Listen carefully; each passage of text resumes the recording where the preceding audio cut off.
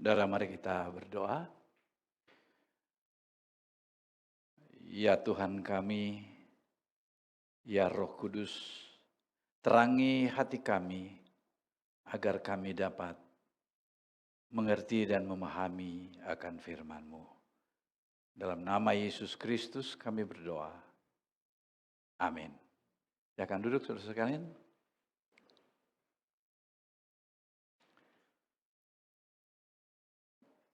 Baik, saudara sekalian, yang menjadi tema kita hari ini sesuai apa yang ada di dalam firman Tuhan, di dalam Alkitab, yaitu tentang cinta kasih. Memang Kidung Agung ini adalah berbicara tentang cinta, ya. Kidung Agung ini berbicara tentang cinta, tapi orang seringkali, apalagi mungkin di kalangan suku-suku tertentu, saya dengar-dengar juga dari orang Batak ya, orang Batak agak kaku, agak kurang suka atau gimana ya. Pokoknya ini berbicara tentang cinta itu kadang-kadang menyinggung soal tubuh manusia, tubuh wanita dan sebagainya. Tapi sebetulnya cinta itu adalah bagian dari sifat Allah. Jadi kita tidak boleh mengharamkan soal cinta, ya. Apalagi kalau di dalam dunia perfilman ya Bu Lin ya. Kalau dalam dunia perfilman itu 90% mungkin 100% dari film-film itu harus ada unsur cinta, ya. Nah, cuma memang cinta ini adalah menjadi bagian Allah dan bagian manusia gitu. Bagian Allah dan bagian manusia. Jadi kalau kita bicara tentang bagian Allah itu, eh, seringkali kita salah mengerti. Sifat Allah itu adalah mengasihi, memberi. Kasih itu adalah memberi. Saya kasih contoh saja ya. Ada seorang ibu, dia itu frustrasi lah dengan anaknya gitu. Dia frustrasi dengan anaknya. Anaknya itu kelakuannya tidak bisa diterima. Terus jadi susah semua. Dia adalah anak yang suka dengan obat-obat terlarang, kemudian perokok berat juga, dan tidak mau disuruh. Kadang-kadang kalau tidak diikuti keinginannya, dia berontak. Dia berontak. Ya. Nah, kemudian datang kepada saya dan dia minta nasihat. Kira-kira bagaimana dengan anak ini? Saya bilang begini, binatang saja, kalau kita sapa dia itu dengan kasih, itu binatang bisa berubah loh. Tapi kalau dia dikerasin, ini saya bikin percobaan di rumah. Raisa, anak saya, itu selalu menyayangi anjing itu. Memberi makan. Kalaupun hanya memukul, hanya gertak saja. Tapi kalau dia melanggar aturan, itu saya pukul dia. Tek. Jadi dia sudah tahu karakter saya. Ini karakter saya adalah karakter yang tegas. Nah, jadi anjing itu sudah bisa bedakan. Kalau saya sampai di rumah, itu 2 ekor anjing itu langsung mojok begini. Ini mau diapain saya ini, ya. Tapi kalau Raisa tiba di rumah, mereka bergembira. Wah, mereka bergembira. Nah, saya lihat anjing bisa saja merasakan kasih sayang itu. Itu anjing loh. Apalagi manusia. Manusia itu sejelek apapun dia, manusia itu hanya bisa diubah dengan kasih sayang. Saya ingat waktu saya kuliah di perguruan tinggi, kemudian saya ambil pendidikan. sambil pendidikan. Nah, di dalam pelajaran itu diajarkan begini. Ada seekor serigala. Ada seekor, bukan seekor serigala, anak yang lahir di hutan. Anak yang lahir di hutan. Jadi entah bagaimana, pokoknya anak ini besarnya begitu dia tahu manusia itu ada di hutan. Nah rupanya binatang apapun, seganas apapun binatang itu, termasuk harimau loh. Kalau ada katakanlah seekor kambing yang baru lahir, jadi aura kelahiran itu membutuhkan pertolongan, itu singa itu tidak akan makan itu bayi dari kambing itu, tidak akan makan, dia akan menjilat-jilat. Nah begitu juga anak yang baru lahir ini kebetulan ditemukan oleh serigala. Itu tidak dimakan sama serigala, dijilat-jilat. Bahkan anak itu dibesarkan oleh serigala. Lalu anak ini kemudian ditemukan oleh seorang peneliti di hutan itu. Dan tingkah lakunya memang seperti serigala, melompat seperti serigala. Dan akhirnya anak itu kemudian dikurung, dikandangin. Dan ketika orang lain mencoba untuk mendekati dia menunjukkan keganasan seperti serigala, mau menerkam. Tapi kemudian ada seorang ibu. Ibu ini kemudian mendekati serigala itu dan kemudian menyapa dia dengan kasih sayang. Dia tidak menerkam. Jadi dia ulurkan tangannya dengan kasih sayang, si anak ini tidak bersikap serigala. Dia juga mengambil tangan itu dan anak ini kemudian dijadikan manusia. Jadi dari cerita itu kita dapat mengerti bahwa sejelek-jeleknya manusia, dia itu adalah ciptaan yang segambar dengan Allah. Jadi di Alkitab itu dikatakan bahwa manusia itu diciptakan segambar dengan Allah. Sifat-sifat Allah tidak sama, dia tidak sama dengan Allah. Tapi sifat-sifat Allah itu ada di dalam dia. Makanya antara dia dengan Tuhan itu bisa berkomunikasi. Nah berkomunikasi ini sangat penting. Itu berkomunikasi dengan Tuhan. Ini tidak ada pada binatang. Binatang itu hanya diciptakan begitu saja, tapi tidak ada komunikasi dengan Tuhan. Tapi manusia itu ada. Manusia bisa berkomunikasi loh dengan Tuhan. Nah, saudara-saudara sekalian, di sini kita dapat melihat bahwa siapapun manusia itu, siapapun dia, sehina apapun dia itu adalah manusia. Pertanyaannya begini, kenapa seringkali Tuhan menghadirkan di tengah-tengah keluarga kita orang yang tidak sesuai dengan keinginan kita? Ya. Nah, mereka yang mau punya rencana menikah, ya, ini perhatikan ini. Di sini ada yang sedang mengikuti the pre-marriage course. Ada Reza dengan Andri, terus ada lagi, siapa lagi yang ikut? Oh ini juga ada John dan Helsa yang masuk di dalam program the pre-marriage course.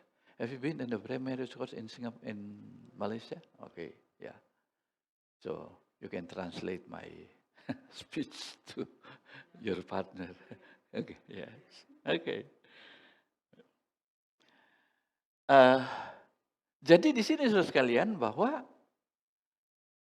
kalau Anda punya anak dan ternyata anak itu tidak sesuai dengan keinginan kita atau menyusahkan kita, ingat, yang pertama kita ingat, itu adalah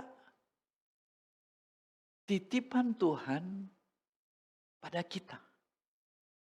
Itu titipan Tuhan. Tapi pertanyaannya, tapi kenapa kok Ada anak yang baik, ada anak yang tidak baik. Saya mau katakan bahwa anak itu mau baik atau tidak baik, ingat bahwa dia itu adalah ciptaan Tuhan yang dipercayakan pada kita.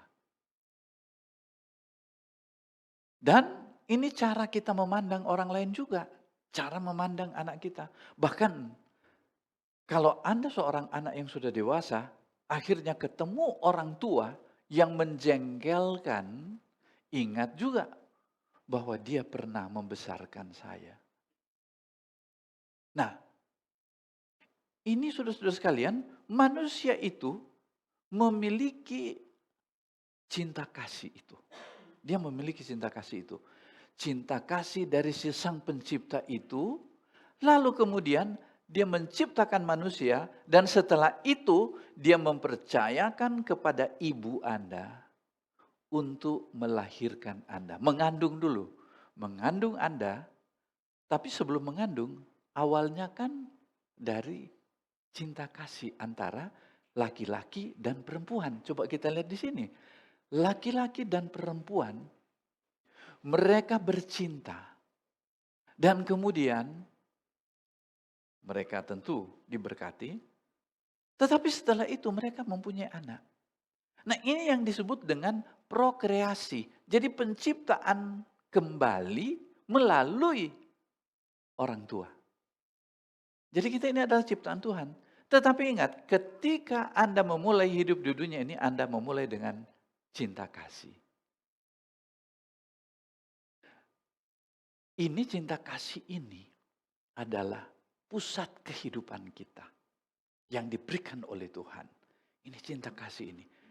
Anda bekerja, ingat, Anda bekerja, Anda mau melakukan apa saja, termasuk Anda pakai baju, Anda pakai baju. Itu sebetulnya pusatnya adalah cinta kasih itu yang dari Tuhan. Saya kasih contoh, misalnya ya, kenapa Ibu Sri pakai baju itu? Kenapa tidak yang lain? Ibu Sri selalu berpikir, apa kata orang kalau saya pakai baju ini? Apa kata orang kalau saya pakai baju itu? Ini ya yang pantas. Begitu juga saya. Saya memilih baju untuk apa? Kalau saya pakai baju yang tidak pantas, nah saya mikir, itu orang akan lihat saya, dia akan menghina saya, dia akan merendahkan saya, dia tidak terima saya. Cinta kasih itu artinya mau diterima oleh orang. Oleh karena itu, makanya setiap tindakan kita itu, bagaimana orang itu menerima saya. Kita mau baik-baik juga dengan orang supaya orang itu terima saya. Kalau ada sesuatu yang tidak baik dalam diri saya, kita takut ditolak oleh orang. Jadi kehidupan ini berpusat pada cinta kasih itu. Cinta kasih itu artinya apa? Diterima. Kalau dibenci artinya ditolak. Ditolak artinya dibenci. Diterima artinya disayang. Ini kehidupan kita. Sudah saya kasih contoh ya. Ada satu percobaan, ada yang di Jerman, ada juga yang di Surabaya. Ini percobaannya sudah lama. Bayi-bayi itu yang dilahirkan oleh tentunya oleh ibunya, tetapi mereka mengumpulkan bayi-bayi yang sesudah dilahirkan ibunya meninggal. Ada juga bayi-bayi yang ditemukan begitu saja. Pokoknya bayi-bayi ini dikumpulkan lalu mereka bagi dua. Yang satu ini, yang kelompok pertama ini, mereka itu sejak kecil diasuh oleh suster. Nah, suster ini kemudian mencurahkan kasih sayang kepada mereka, kepada bayi-bayi ini. Sejak dari kecil. Sedangkan bayi yang berikut ini jarang digendong, hanya diberi makan. Mereka perhatikan bahwa ada yang terjadi pada bayi-bayi ini. Bayi-bayi yang digendong ini oleh orang yang mengasihinya itu lebih bertahan hidup dibandingkan dengan bayi-bayi yang hanya diberi makan, diberi susu. Gizinya sama, tapi gendongannya beda.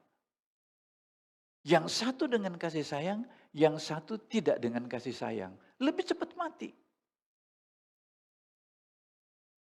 Nah, kami juga dipercayakan sebagai koordinator The Marriage Course, saya dengan Ibu Ertina. Dan saya selalu bilang kepada para suami, kalau Anda ingin sehat, ini khusus untuk suami istri ya, kalau Anda ingin sehat, seringlah memeluk istrimu. Dia sehat. Karena apa? Pelukan, sentuhan, ini merupakan wujud dari cinta kasih sayang. Ya. Kalau di dalam bahasa Indonesia, kita bedakan ada cinta, kasih, dan sayang. Bahasa Inggris, in English, you have only one word for cinta is love. Bahkan di Inggris sendiri sebenarnya nggak ada istilah cinta. Betul ya? Percaya nggak? Nggak ada cinta di sana. Gimana? Pak Gottlieb, ada cinta nggak di Inggris? Kita tanya sama Elsa. Elsa, ada cinta nggak di Inggris? Nggak ada ya? Betul nggak? Betul nangkap dia. Karena di sana cuma ada love. Cinta itu cuma ada di Indonesia dan Malaysia. Tapi di sana itu love. Tapi sebetulnya mereka cuma satu kata, love. Kita punya cinta, punya kasih, punya sayang. Ya. Nah, inti kehidupan manusia atau awal kehidupan manusia, tentu ini manusia itu adalah ciptaan Tuhan di dalam rencananya diawali dengan cinta. Lalu dia berkembang juga, dia hidup oleh cinta. Ketika dia mati, sejelek-jeleknya istri Anda atau suami Anda atau anak Anda atau orang tua Anda dibawa dengan tangisan ke kuburan dengan cinta. Oleh sebab itu saudara sekalian, ketika Yesus datang ke dalam dunia ini,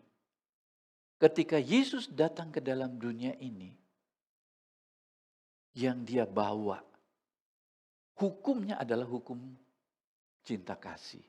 Kasihilah Tuhan Allahmu dan apa? Kasihilah sesamamu manusia. Kan begitu. Itu luar biasa. Isi surga itu juga adalah cinta kasih. Jadi ketika Yesus mengajar kita berdoa, jadilah kehendakmu di bumi seperti di surga. Apa yang dia maksud? Yang dia maksud bahwa di dalam dunia ini dia ingin mau menciptakan surga itu dan isinya itu adalah kasih sayang, damai.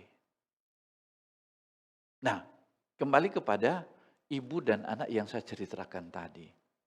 Si anaknya menjengkelkan, orang tuanya marah. Lalu orang tuanya tanya sama saya, bagaimana ini Pak Yopi? Saya bilang begini, kalau dia nakal terus begini, menjengkelkan terus begini, pilih. Mau buang dia atau mau rangkul dia? Bingung ibunya, bingung. Gimana ya? Gimana? Mau rangkul atau mau buang? Saya bilang, kalau mau buang itu sulit bagi orang tua mau buang anak. Tetapi yang menjadi pergumulan ialah benci sama kelakuannya, tapi sayang sama orangnya. Yang punya anak pasti tahu itu. Maka tidak ada cara lain, yaitu bagaimana orang tua itu menunjukkan kasih kepada anaknya. Dengan cara bagaimana? Apapun keadaannya, kamu adalah anak saya. Satu kali ada seorang, ya salah satu dari anak saya, nangis datang ke rumah karena dia berbuat salah, membohongi saya. Dia sudah nangis karena dia bersalah. Saya punya pikiran cuma begini, dia itu sudah dihukum oleh dirinya sendiri, jangan saya hukum lagi dia. Karena di dalam diri orang itu, Allah juga berbicara kepadanya lewat hati nuraninya. Roma pasal 2 itu menjelaskan begitu. Jadi apa yang saya lakukan? Saya turun dari tuntutan yang tinggi kepada dia. Saya rangkul dia, saya bilang, kalaupun kamu jelek, papi tetap sayang sama kamu karena kamu adalah anak saya. Inilah yang saya sering kali katakan kepada orang tua,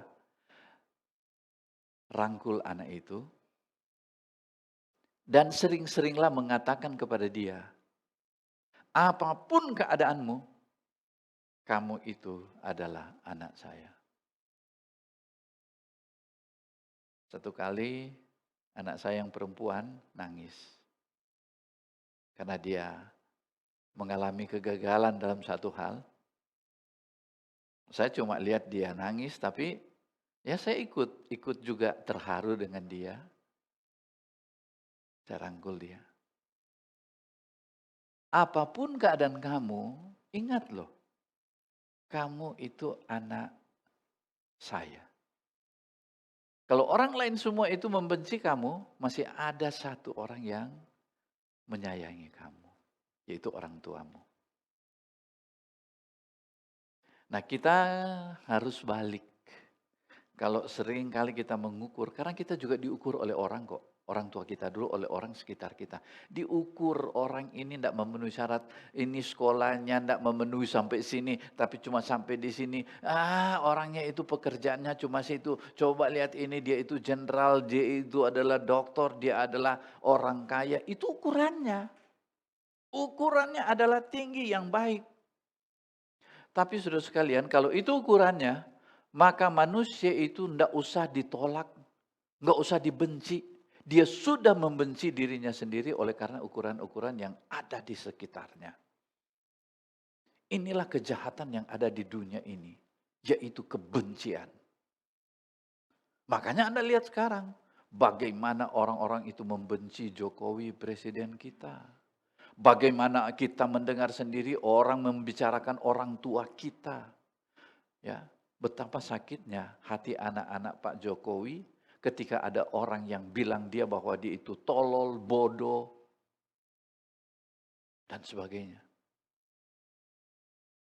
Yang paling sakit itu bukan orang yang mendukung dia. Anak-anaknya dia itu. Coba kita bayangkan. Tapi itulah suasana hati, suasana masyarakat kita. Nah, kemudian kita mulai katakan mari kita rubah transformasi bangsa kita. Saudara, mentransformasi bangsa kita perlu dengan doa. Doa itu perlu. Tetapi tidak hanya itu. Tetapi sebagaimana Yesus datang ke dalam dunia ini dan dia memperlihatkan kasihnya yang besar itu di kayu salib. Itu juga yang dia mau sama kita sebagai murid-muridnya, orang-orang percaya. Dia mau kita mengasihi orang lain, mengasihi keluarga kita dengan cara seperti itu. Tapi bukan berarti bahwa ya sudahlah kalau dia mau buat jahat enggak apa-apa. Mau bohong enggak apa-apa, saya tetap sayang sama kamu. Kamu mau pukul saya silakan aja. Saya tetap sayang sama kamu. Bukan itu yang dimaksud. Saudara sekalian, kalau saudara tanya, Pak Yopi pernah pukul anaknya? Saya harus tegas untuk memukul, apalagi yang paling tua. Yang kedua juga agak berkurang. Karena dia sudah lihat kalau saya pukul kakaknya itu, adiknya itu ketakutan. Kalau yang perempuan ya, matanya saya baru besar, dia sudah takut. Tetapi, di balik disiplin saya itu, saya sayang mereka. Gitu. Banyak orang tua yang hanya melampiaskan nafsunya itu untuk memukul anaknya. Itu tidak benar. Alkitab bilang, tetap memukul anak itu, tapi tidak memukul dengan emosi dan kebencian, tapi memukul untuk kebaikan anak itu. Tahu cara memukul anak? Jangan dicubit. Kalau sudah terlanjur nggak apa-apa juga. Tio ketawa karena dia pernah dicubit sama orang tuanya. Iya kan? Dipukul di pantat. Makanya Tuhan menciptakan pantat itu lebih besar daripada pipi. Nggak boleh dipukul sini. Itu merendahkan diri anak. Pukul di pantat. Jadi dulu saya punya mistar khusus untuk memukul pak gitu. Tetapi itu dengan kasih sayang dan disiplin. Kita juga tidak boleh membiarkan anak itu seenaknya, nggak boleh. Kalau anak dibiarkan seenaknya, memaki, ya, begitu dia dewasa, dia maki-maki orang itu. Dia tolol-tololin orang itu, dungu-dunguhin orang itu. Bahkan tidak sungkan-sungkan, dia mendungu-dunguhin presiden kita. Itu dari kecil. Lalu bagaimana? Ketika dia berbuat seperti itu, dia bilang, dia maki-maki tetangganya, panggil dia. Sini. Panggil dia. Dan kemudian bilang begini, kamu marah ya sama orang itu? Iya, mainan saya diambil sama dia. Oh begitu. Iya, papa juga kalau orang ambil mainan papa dulu, papa juga marah. Cuma kamu jangan maki seperti itu. Jangan bilang tolol, jangan bilang anjing, jangan bilang apa yang suka diomongin itu, dungu, tolol, bego. Jangan, itu enggak baik. Ya, kamu boleh marah, tapi jangan ngomong begitu ya. Apa yang kita ajarkan dengan kasih sayang, itu akan diikuti oleh anak. Karena dia tahu bahwa satu-satunya orang yang mengasihi dia, mencintai dia itu adalah orang tuanya. Sehingga kalau sana benci nggak apa-apa, sana benci nggak apa-apa. Tapi saya harus bisa baik sama orang tua saya, dengar-dengaran sama orang tua saya. Oleh sebab itu saudara sekalian,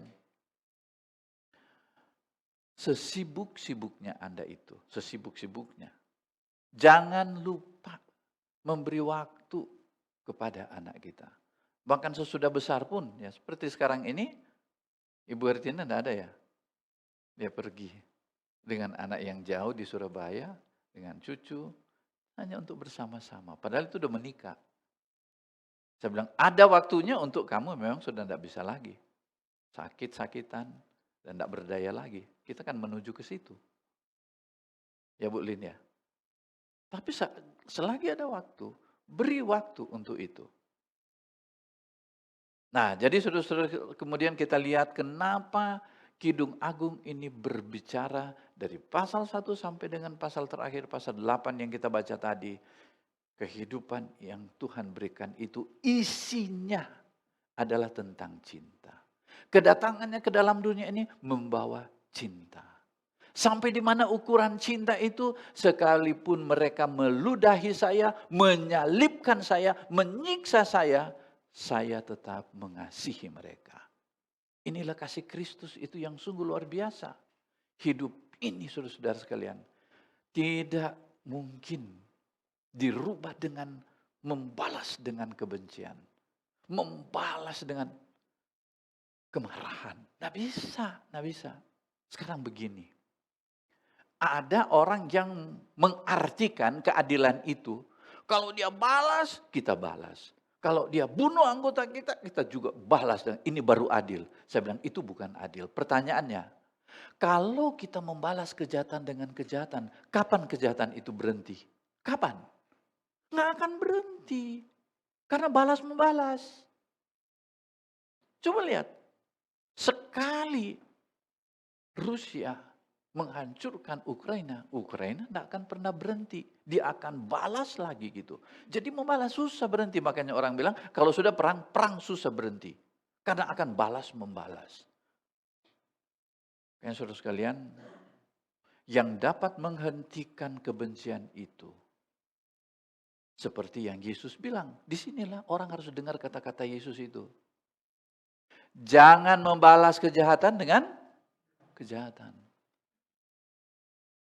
Kalau orang pukul pipi kiri kita, kasih yang kanan. Kalau dia suruh berjalan 1 kilo, kita harus berjalan 2 kilo. Itu artinya apa? Itu artinya apa? Jangan kita kemudian pulang di gereja lalu kita bilang, pukul dong pipi saya. Lalu kemudian kita kasih lagi yang kanan. Itu bukan begitu maksudnya.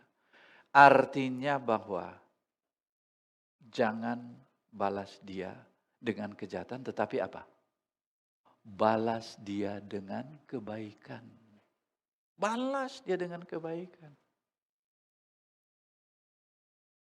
Hanya dengan membalas dengan kebaikan itulah yang akan menghentikan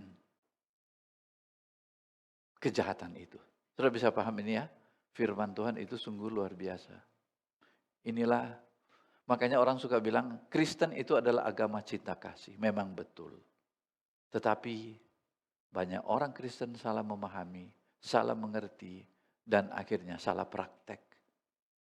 Tetapi kalau dia memahami cinta kasih Tuhan Yesus, dia lakukan dalam kehidupannya sehari-hari, Anda akan melihat bumi ini seperti doa Yesus akan menjadi surga.